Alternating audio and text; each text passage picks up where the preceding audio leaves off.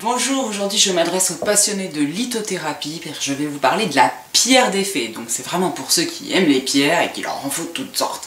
Elle est juste super originale en fait. Donc je vais vous la montrer quand même. J'ai perdu mes petites pierres, je reviens tout de suite. Ah, et voilà. Donc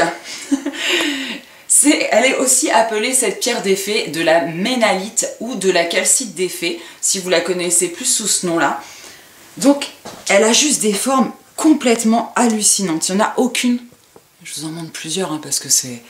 Il n'y en aura aucune de pareille. Et alors, elles peuvent aussi se... Ah là, elles sont plates, mais vous les avez aussi en relief, et ça fait des formes vraiment très particulières. Bon, là, j'en ai pas à vous montrer, mais voilà. En fait, elle se forme à partir d'un spiral, d'un noyau central, donc ça fait des espèces de spirales, donc vous voyez les stries là, comme ça, et des fois elles peuvent arriver en hauteur, et ça fait des petites bonnes femmes, voilà, c'est une pierre qui est extrêmement, avec des courbes extrêmement féminines.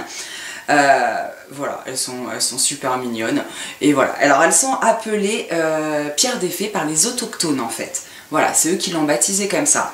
Donc sur le point de vue physique, hein, c'est une pierre, je ne vous le cache pas, qui va être très féminine, qui est porteuse de l'énergie féminine.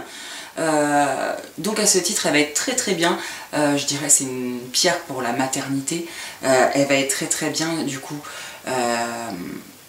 pour tout ce qui est fécondité. Le côté nourricier, hein, si vous êtes en train d'allaiter, ou voilà, donc c'est vraiment une pierre de maternité complète.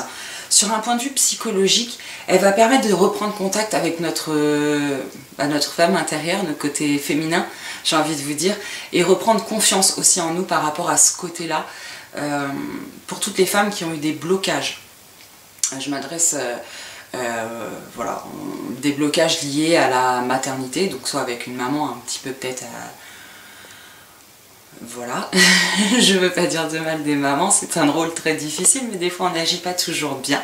Donc il peut y avoir créé des blocages par rapport à cette maternité, ou tout simplement par rapport à la sexualité, pour celles qui ont été victimes tout simplement de gros méchants. Hein.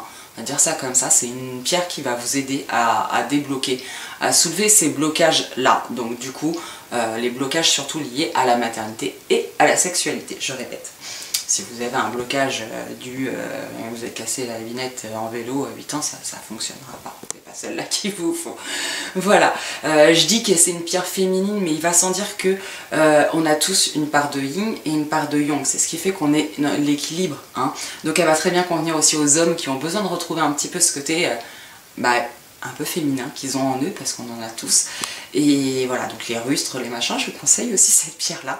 Ou tout simplement pour les personnes qui ont besoin de reprendre un contact avec Mère Nature, j'ai envie de vous dire. Voilà, j'ai à peu près fait le tour de cette pierre de fée. Pour la purification, on met pas d'eau, on met pas de sel, souvent vous allez la trouver brute. L'encens c'est parfait. Alors encens sauge ou palo santo, enfin... Voilà. Et puis pour le nettoyage, pour la purification, pardon, pour le rechargement, je vais y arriver, on va opter pour le soleil ou la géode de cristal de roche ou de quartz. Voilà, et bien écoutez, je vous fais des gros bisous, je vous dis à très très bientôt.